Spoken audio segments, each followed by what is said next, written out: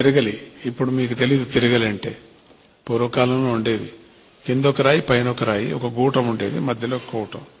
ఆ గూటాన్ని తగిలేశారు, దీన్ని పెద్ద రాయిని. ఇంకొక రాయి గుండుగా ఉండేది, దాంట్లో రాగులు జొన్నలు ఏం కావాలో రాసులు, తరతరావారి రాసులు.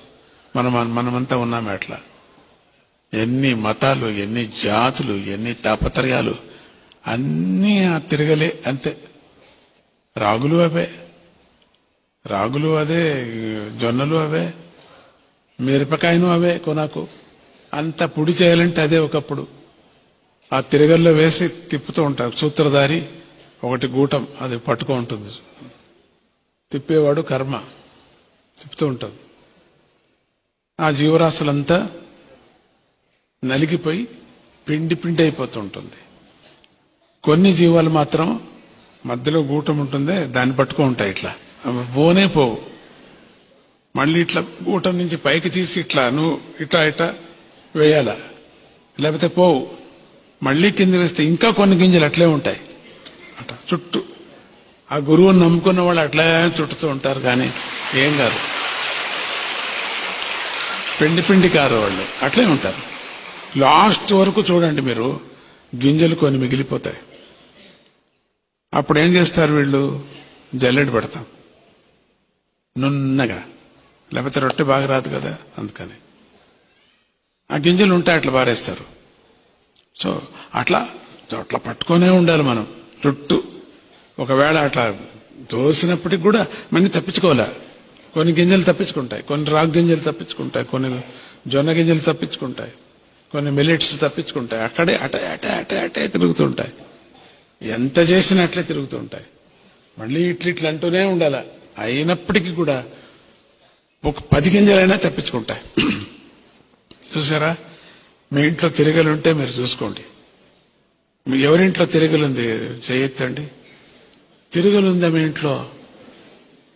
వా, అట్లా ఆ తిరగలి మూలాధారంగా ఒకటి పట్టుకుంటుంది చూడండి. కింద కర్మ, పైన కర్త క్రియాలోపం. ఇవి రెండు, ఇవి రెండు పట్టుకో ఉంటుంది ఇక్కడ.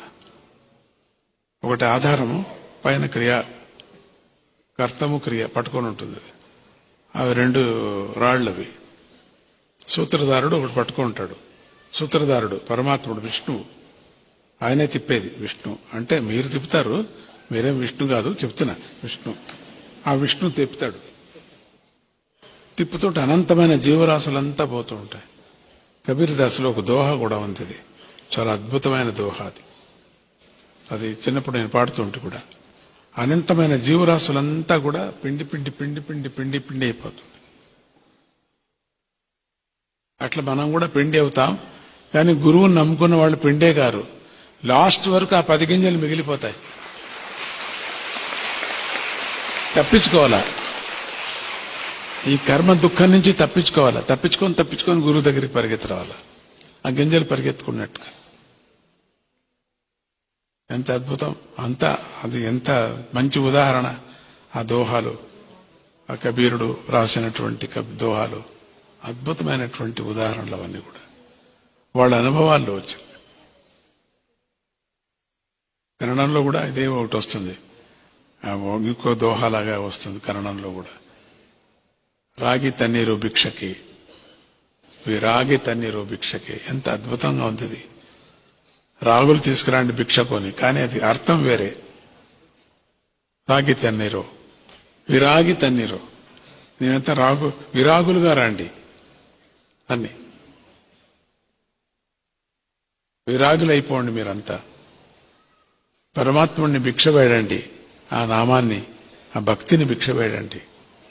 ఏదేదో భిక్ష పెడతాం, భగవంతుణ్ణి మనం ప్రార్థన కాదట, భిక్ష అట వేడాలట. ఆ ప్రార్థన చేసుకోండి దేవుడికి అంటాం, కాదు, దేవుడికి భిక్షం ఎత్తాలి మనం. నన్ను రక్షించు అని భిక్షం ఎత్తాలి.